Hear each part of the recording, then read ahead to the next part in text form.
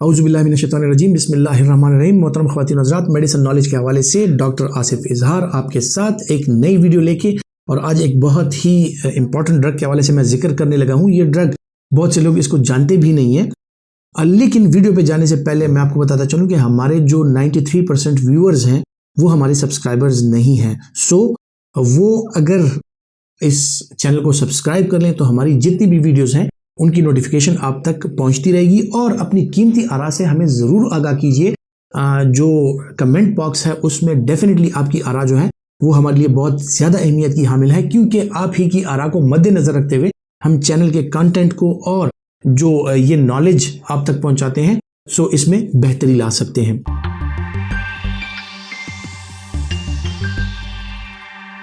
ख़वातीन हज़रात, कोविड का जो एक पेंडेमिक था पूरी दुनिया में, इस दौरान में जो है मुख्तलिफ किस्म की दवाइयाँ ट्राई की गई, और इस पेंडेमिक से गुजरने के बाद भी इवन पूरी दुनिया में कोविड के जो मुख्तलिफ किस्म के वेरिएंट्स हैं वो अभी भी पाए जाते हैं, और बहुत से लोग अभी भी कोविड पॉजिटिव हो जाते हैं। ऑल्दो कि खुशकिस्मती से उसकी जो तशखीस है वो अब इजीली हो जाती है, और उसमें जो कॉम्प्लिकेशंस हैं वो अभी अल्हम्दुलिल्लाह नहीं बनती, और इससे शुक्र अल्हम्दुलिल्लाह अमवात का सिलसिला बहुत कम हुआ है। लेकिन फिर भी एक बीमारी है जो कि ट्रांसमिसिबल है, जो कि एक दूसरे तक पहुंच जाती है, जो कि इजीली स्प्रेड करती है। सो इस वजह से जो है तो कुछ लोगों के लिए वो जानलेवा भी साबित हो सकती है। इस वजह से जो है तो इस पे रिसर्च की गई और मुख्तलिफ किस्म के एंटीवायरल्स का इस्तेमाल किया गया, और देखा गया कि एंटीवायरल में कौन सी ऐसी दवाई है जो कि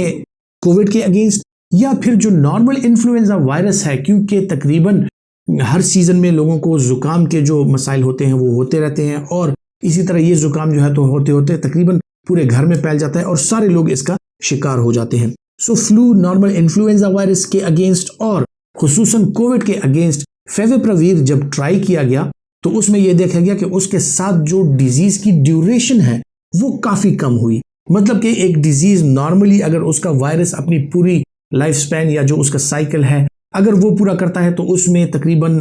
7 से लेकर 14 दिन तक का टाइम लग जाता था, लेकिन फेविपिराविर जब इस्तेमाल की गई उन लोगों में सो इसका जो ड्यूरेशन है वो 3 से 5 दिन का हो जाता है, और जो कॉम्प्लिकेशंस हैं वो कम से कम होती हैं।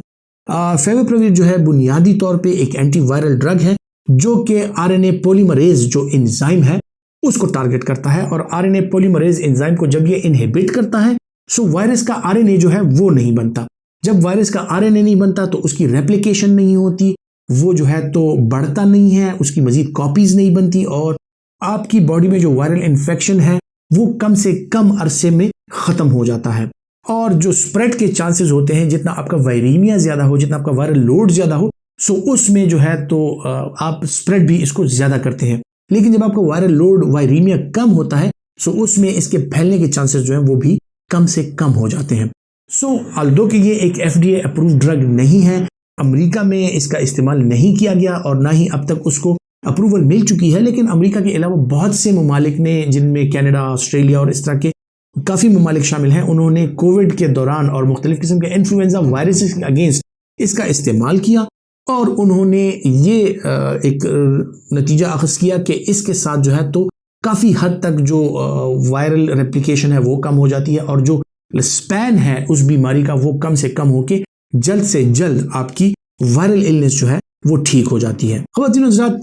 फेविपिराविर का इस्तेमाल करने वाले लोग जो हैं उनको किन मसाइल का सामना करना पड़ सकता है, इसके जो कॉमन साइड इफ़ेक्ट्स हैं जो और एंटीवायरल्स के भी हैं वो इस तरह हैं कि इसके साथ आपको नाजिया, वॉमिटिंग, फैटीग, बदन में दर्द होना और बुखार की सी अलामात जो हैं वो आपको जाहिर हो सकती हैं। ये इसके कॉमन साइड इफ़ेक्ट्स हैं। इसके अलावा जो लोग इसका इस्तेमाल जिन लोगों को कराया गया उन लोगों में अक्सर औकात भूख की कमी यानी एनोरेक्सिया की शिकायत जो है वो ज़्यादातर रही। सो इसके कॉमन साइड इफ़ेक्ट्स में जो है तो एनोरेक्सिया, भूख कम लगना, और इसी तरह नाजिया, वॉमिटिंग, मतली वगैरह, इनका जो रेशो था वो ज़्यादा था। इसके अलावा ख़वातीन हज़रात, इन लोगों में स्किन रैश भी रिपोर्ट हुआ जिन लोगों में इसका इस्तेमाल कराया गया। सो इसके साथ स्किन रैश भी हो सकती है, और खुसूसन वो लोग जो इसके कंटेंट जो हैं उसको अगर वो सेंसिटिव हैं तो उनमें स्किन रैश हो सकती है। सो जो मुख्तलिफ किस्म के इन्फ्लुएंजा वायरसेस हैं उनके अगेंस्ट हो सकता है कि कमिंग जो एरा है या कुछ आने वाले वक्त जो हैं उनमें इसका इस्तेमाल जो है वो FDA भी इसको अप्रूव कर ले, और शायद और ममालिक जो इसका इस्तेमाल कर रहे हैं उनमें भी इसका इस्तेमाल बढ़ जाए। लेकिन ये इस हवाले से, इस ड्रग के हवाले से कुछ मालूमात थी जो मैंने आप तक पहुंचाई और उम्मीद करता हूं कि ये आपके लिए फ़ायदेमंद साबित होंगी। अपना बहुत सा ख्याल रखिएगा। अल्लाह हाफिज़।